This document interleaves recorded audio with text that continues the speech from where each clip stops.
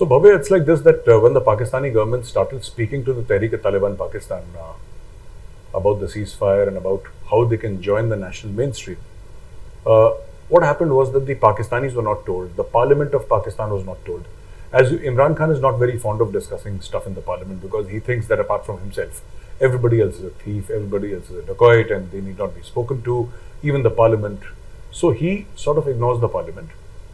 This, the Pakistanis came to know through a Turkish TV channel. I think we have covered it once before in Checkmate.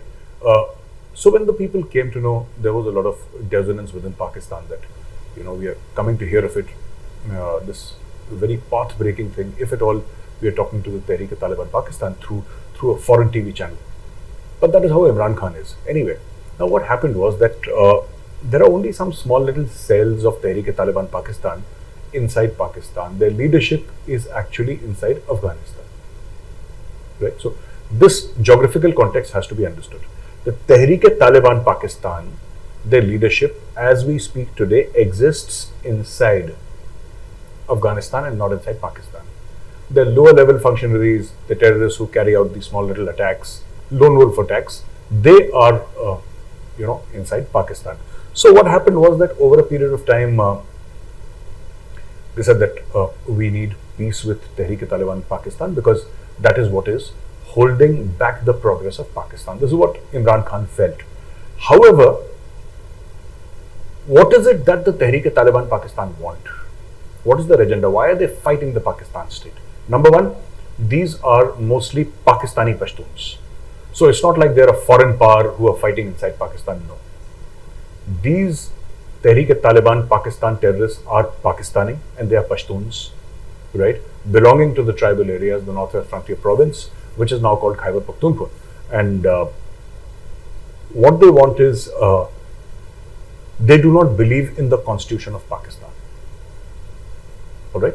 They do not believe in the constitution of Pakistan. They do not believe that Pakistan should run the way it is running. They do not believe in the flag. They do not believe in the penal code. They believe in nothing. They believe that Pakistan should be ruled only by the Quran and the Sharia. So that is the first demand. The second demand is that, the border areas of Pakistan, the areas that are bordering Afghanistan, should be made a free country. Right? They should separate from Pakistan itself. So, and there are other demands also to free their people who are inside jail, and over 100 people have been freed very recently because Pakistan is going all out to appease these terrorists. Rather than taking action against them, they're going all out to appease these terrorists. Now, you see, all these terror organizations are the same. Whether it's the Afghan Taliban, the Pakistani Taliban, Al-Qaeda, or Islamic State, the Khorasan chapter, all of them, they may be having slight, differences in their mindset. But the fact of the matter is that all of them, without exception, have a very radical interpretation of Islam. They believe that physical violence is the way forward, and they have a certain political agenda that they are willing to pursue using terror. All of these outfits, whether it's the Al-Qaeda or the Islamic State or even Pakistani Taliban. Pakistan has not been able to control them. They launched Zarb-e-Azb. That is one operation that the army launched, Operation Zarb-e-Azb. They also launched Radul Fasad, which was another operation, which were both highly successful military operations, but there was no political follow-up. The Pakistani army carried out operations. These people are the creation of the Pakistani army, you see, and then the Pakistani army sort of did operations against them also. And now there is a stalemate. The TTP are the same people who carried out the APS Peshawar attacks, in which more than 140 innocent kids were killed by these very terrorists, you see. So now there is a huge sort of flux inside Pakistan, what to do with these people, because they have ended the ceasefire unilaterally. They've revoked everything and they've said, no, we are at war with the Pakistani state. And this is where it stands now. The Tehreek-e-Taliban Pakistan says that they are part of the Afghan Taliban. And the Afghan Taliban says, no, they are not our part. But they actually are. There are people who are in the Afghan Taliban. After all, the TTP is a breakaway faction of the Afghan Taliban. Right? It is a breakaway faction. Right? And the thing is that even when they attack Pakistan and Pakistani security forces, the Tehrik-e-Taliban Pakistan, even when they do that, they go back and hide in Afghanistan because that is where they get shelter from the Afghan Taliban. So we can get into semantics and we can say that nahi, aisa nahi hai, it's like that, and they're not actually. It doesn't matter. It doesn't matter whether on paper they're a part or not. The fact of the matter is that the cadres are interchangeable. A person who's part of the Afghan Taliban tomorrow can be part of Tehrik-e-Taliban Pakistan, or vice versa, and that is what it is. And this is how these people have been going about their business. Because you see, Tehrik-e-Taliban Pakistan cannot function without the active support of someone across the border, and that someone across the border, the Durand line, is the Afghan Taliban. So on the face of it, they might say, because the Afghan Taliban will not want, to sort of get into a problem with Pakistan. They would not want that with the Pakistan armed forces, because a lot of them have families. I'm talking about the Afghan Taliban. They have families in Pakistan. So you don't want to get into the wrong side of the Pakistan army or the ISI for that matter. But at the same time, they do not want to get on the wrong side of the Tehrik-e-Taliban Pakistan also, because there is a faction within the Afghan Taliban that realizes that the TTP is actually their insurance policy against Pakistan. Very interesting. If Pakistan becomes overbearing, which it does often, that is the nature of the Pakistani state. If it tries to pressurize the Afghan Taliban a little too much, on the face of it, they're very goody-goody. We're friends and we're both Muslim brothers, etc., and help the Taliban and recognize the Taliban. That's what Imran Khan has been saying, right? But at the same time, if tomorrow should the Afghan Taliban and the Pakistan army not see eye to eye, the Afghan Taliban does not have the wherewithal to fight the Pakistani army inside Pakistan. Inside Afghanistan, yes, but inside Pakistan, no. And maybe they don't want, because now they are governing, right? Now they are, whether you like it or not, they are the government in Kabul. So what do? They have absolute deniability. They say, Tehrik-e-Taliban Pakistan is not part of us. Okay? Talk to them, sort out your own problems, don't involve us, we have nothing to do. Yet at the same time, at the orders of the Afghan Taliban, the Tehrik-e-Taliban Pakistan will be launched inside Pakistan to carry out terror attacks. Because essentially both are terrorists, whether it's the Afghan Taliban or the Tehrik-e-Taliban Pakistan. They're both the same, there is no difference. Before we sort of discuss the repercussions of Pakistan not attending this democracy summit in the US, let us first investigate into the reasons why. And it's very interesting. There are three possible reasons that the Pakistani media is discussing as to why Imran Khan did not go there, or why he did not send somebody very senior there to attend this summit. It was not that America was trying to reach out, because today America does not need Pakistan. This entire thing about Pakistan, if you hear the speeches of Imran Khan, or if you listen to the Pakistani media, there is this lament that America has again left us. You see? And they're always lamenting. If you look at Pakistani media, they're always cribbing and crying and complaining and furthering this narrative of victimhood every time. That is what these people are very good at, these Pakistanis. So what happened, Bhavya, was that America said that, over 100 countries are invited democracy. Now, Pakistan, number one, felt very bad. Why didn't you invite China? Now, this is very silly.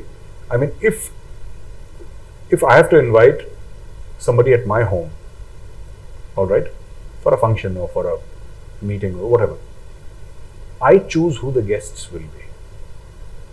The guests do not choose who the guests will be. That's number one. Number two, China never claimed to be a democracy. This was for, democratic nations. They said, why haven't you invited certain countries in the Middle East? Okay? Those are emirates. Those are kingdoms. There is no election there. And the Arab countries are very well run. They're very systematic. They're very prosperous. But technically speaking, they are not democracies. Technically speaking. And neither is China. And China never said that we are a democracy. It is just Pakistan trying to be more loyal than the king, trying to show loyalty towards China. They didn't invite you, even we will not attend. Hoping that somehow China feels some sort of pity and gives them some dollars. That's the hook, as far as Pakistan is concerned. Secondly, another thing which the Pakistani media is discussing is the fact that, on all the democracy-related points, Pakistan is falling. Economic security, Pakistan is falling. Political and social security, Pakistan is falling. Everything is falling. What does Imran Khan say? What story is he going to tell people there? And there is nothing that Imran Khan can actually do. Even if he went there, he won't have been able to do anything. He would have spoken about Kashmir, Afghanistan, Palestine, and give me some money. There is nothing else in the Pakistan foreign policy. Haven't we seen it for the past so many decades that I've been studying Pakistan foreign policy? Kashmir, Palestine, now of course Afghanistan after 15th of August this year. Otherwise, it's just Kashmir, Palestine, give me some money. Or sometimes it's give me some money, Kashmir and Palestine, in that order. But these three things are always there. There is nothing else in the Pakistan foreign policy. Even if Imran Khan went there, he was going to say the same thing in a different order. Okay, Palestine first, give me some money next, and Kashmir last. Maybe, who knows? Or Kashmir first, give me some money, and Palestine last. That's it. That's about it. There is nothing new in the Pakistani foreign policy. And the Pakistan foreign policy has caused grave harm to Pakistan. And I think we should do another video about how Kashmir and Palestine have harmed Pakistan so much that today, if Pakistan's economy is in the ICU, it is because of Pakistan's obsession with Kashmir and Palestine. Pakistan has never been obsessed with Pakistan. Pakistani prime ministers traditionally have never been obsessed with Pakistan. Pakistani prime ministers and army chiefs and presidents have forever been obsessed, overly obsessed, with Kashmir and Palestine and all things non-Pakistani, which is why they're in a mess. Anyway, coming back to the point. You see, the third factor could also be that Joe Biden, by the way, has not called Imran Khan. No phone call. And now it's now part of the Pakistani meme culture. They're making jokes that क्यों खान साहब call नहीं आया जो Biden का, सदर Biden का call नहीं, सदर इज प्रेसिडेंट इन उर्दू, सो सदर बाइडन का call. So I think Imran Khan was also a very highly egoistical sort of person. He didn't like the fact that he was not called. And you'll be surprised how in some countries foreign policies can actually be run on the whims and fancies of one person. And this is exactly what is happening inside Pakistan. A wide variety of reasons, but one of them is also this. This is what the Pakistani media says now. If I take you back a little while,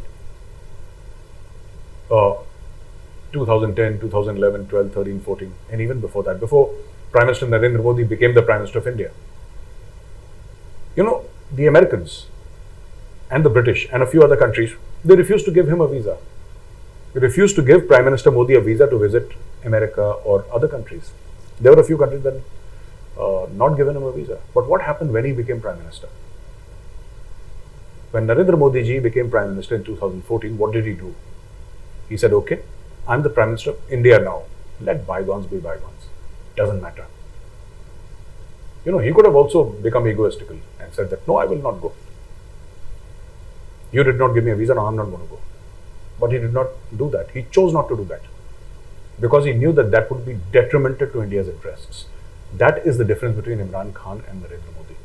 One person put his ego before the future and welfare of Pakistan, and the other person, Prime Minister Narendra Modi, he said, I have no ego where India is concerned. As far as India is concerned, I have no ego. I will go to America. I will go to Europe. I will do whatever it takes to benefit India. So that is the difference in mindset. And this is exactly what is happening. You see, they have caused themselves great harm. They don't understand. Imran Khan does not understand. And he does not understand the simple thing that IMF, the World Bank, all these banks, all these global institutions are controlled by America. Where does World Bank get its money from? Where does IMF get its money from? They get it from various countries. And the biggest donor is the United States of America. So, you can't snub America and then go with a begging bowl to the IMF and say, give me money. You're not going to the IMF. You're actually going to the United States of America and saying, okay, yesterday I snubbed you, but forget about that and give me some money today. It's not going to happen. It won't happen like that. I don't know, Bhavya. I don't know why the Pakistani rupee is falling against the dollar. I'm not an economist and I actually have no idea about this. But I thought that it would touch 180 in open trading by 31st of December. And we are still 18, 19 days away from the 31st of December, and it's touched 180. Very, very surprising. Very surprising. Imran Khan it's in free fall. The rupee is in free fall. But I can guess. And I'm no expert on economics, but I can sort of make an intelligent guess that you see it's a demand and supply thing, yeah, at the end of the day, right? And within their country, I believe that even if you have to take $500, that is what my Pakistani friends tell me, that even if you have to take $500, there is a biometric certification which happens in Pakistan. You have to fill a whole bunch of forms and then get yourself biometrically certified and then, send $500 outside. There has been a flight of dollars to Afghanistan through the narco terror, angle. It had to happen. It had to happen. And their debt to GDP ratio has crossed 87%. And in all total, the loans have crossed 50 trillion Pakistani rupees. This country's economy is in free fall. And today I fear for the rest of South Asia. Not because if Pakistan comes to harm, some harm will come to India. That's not going to be, the script that will play out. No, absolutely not. But you're going to have a whole lot of people abandoning Pakistan. And they're already doing that.